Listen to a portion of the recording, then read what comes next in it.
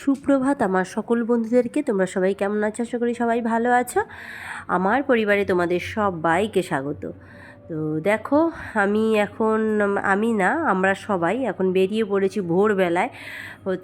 এখন বাজে 6টা 30 কি 40 হবে, যাই হোক। আর ট্রেন ধরতে যাচ্ছি। তো দেখো, এত কুয়াশা, কি বলবো, বাচ্চাদেরকে ভালোভাবে ঢেকে নিয়েছি। আর আমি নিজেও রুমাল টুপিটা পরে নিয়েছি, কারণ বাইরে কনকনে ঠান্ডা, ভীষণ ঠান্ডা লাগছে। আর বাচ্চাগুলো ঘুম থেকে উঠতেই চাইছিল না, কিন্তু কিছু করার নেই। আমরা বাড়িতে গেলেই মিস্ত্রিরা কাজে লাগবে। আর আজকে থেকেই মিস্ত্রি আমাদের বাড়িতে, মানে মার্বেল মিস্ত্রি কাজে লাগবে। তো ওই জন্য ভোরবেলা বেরোতে হলো, না হলে ধীরে সুস্থেই খেয়ে দিয়ে বেরোতাম। তো দেখো, স্টেশনে চলে এসেছি। আর এই স্টেশনটার নাম হচ্ছে পূর্বস্থলী। তো এই পূর্বস্থলী থেকে এখন আমরা ট্রেনে উঠবো, একদম পুরো ব্যান্ডেল গিয়ে নামবো। তো এই যে দেখো, এনা তার বাবার হাত ধরেছে, আর সানা আমার হাত ধরেছে। রাস্তায় বেরোলে সানা সব সময় না আমার হাত ধরে। ধোয়া বেরোচ্ছে মুখ দিয়ে, এই যে সানা এনার মুখ থেকে ধোয়া বেরোচ্ছে। কি হলো ব্যাপারটা বাবু?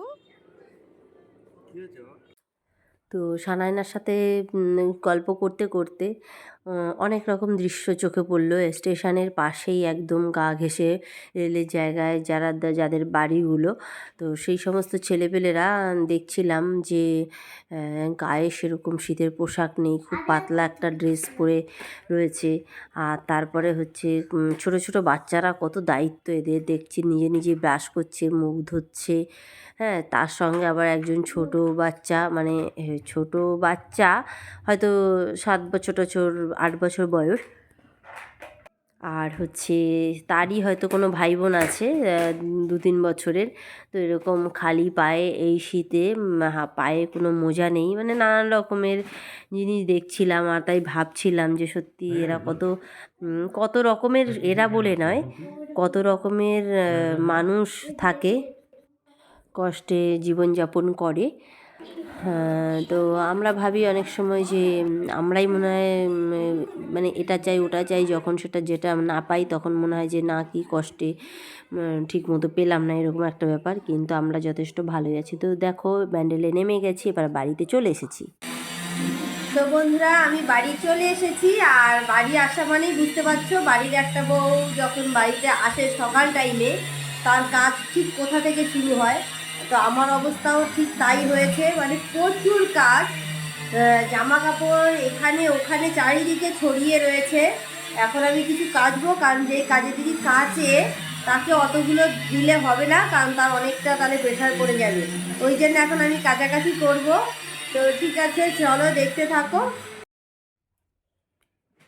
তো তোমরা বুঝতেই পারছো যে আমি কোথায়। এই দেখো, খাটে এসে গেছি আর শুয়ে পড়েছি, মুখে ক্রিম টিম লাগিয়ে নিয়েছি।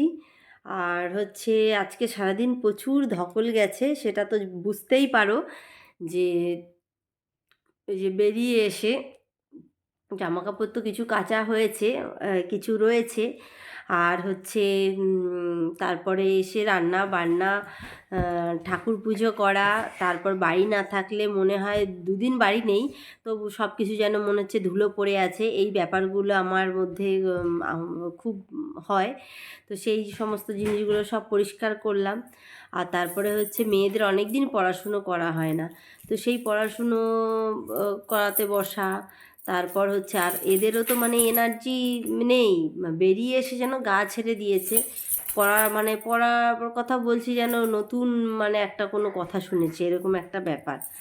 তো দেখো, মানে সারাদিন সেরকমভাবে পড়লো না। ওর বাবা বললো থাক, ওখান থেকে তো আমরা অনেক ভোরবেলা বেরিয়ে এসেছি, বাড়িতে মোটামুটি 9:45-র মধ্যে ঢুকে গেছি। তাহলে আর এতটা পথ, তার মানে কত আগে বেরিয়েছি। তো দেখো, এই যে সানার তো মানে ঘুম পেয়ে গেছে, ঘুম এসে গেছে চোখে। সে মানে মোটামুটি হয়ে আছে, ঘুম পেয়েছে। হ্যালো বলো, তুমি গুড নাইট বলে দাও। Good night. তো গুড নাইট বলে দিয়েছে। আর দেখো, দেখো এই যে দেখো খাটে উঠে রাতের বেলা নাচ করছে। দেখো, খাটে উঠে নাচ করছে। তা আমি বারণ করি যে এরকম খাটে উঠে নাচ করবে না, কারণ এতে এতে খাটটা নষ্ট হয়ে যায়। তো সেটা বুঝতে পারে না। হ্যাঁ, ছোটো মানুষ তো, মানে বুঝতে চায় না। তো আমি বললাম যে নাইট ড্রেসটা পরে নাও, উপরের গেঞ্জিটা খুলে রাখো। হ্যাঁ, দাদুর কষ্ট হয়, কারণ দাদু তো নেই, দাদু তো চলে গেছে আকাশে। আর এই খাটটা দাদু তৈরি করেছে।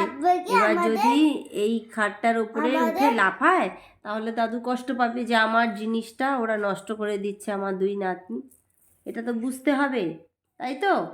হুম, কি হলো, আর নাচবে খাটে? নাচবে না? হ্যাঁ, জামাটা পরে নাও, চেঞ্জ করে নাও। তো আমিও আর বেশি কথা বলবো না, কারণ প্রচুর ঘুম পাচ্ছে। আর মানে বেড়াতে গিয়ে তো খুব ভালো লেগেছে, খুব মিস করছি।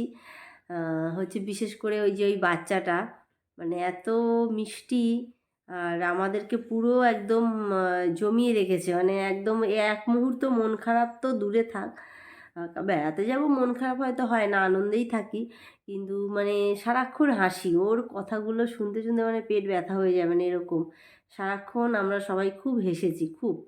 তো ঠিক আছে বন্ধুরা, ব্লগটা যদি ভালো লেগে থাকে অবশ্যই লাইক কমেন্ট শেয়ার করো, নতুন বন্ধু হয়ে থাকলে প্লিজ সাবস্ক্রাইব করো। নেক্সট ব্লগে দেখা হচ্ছে। তো এখনকার মতো টাটা, নমস্কার।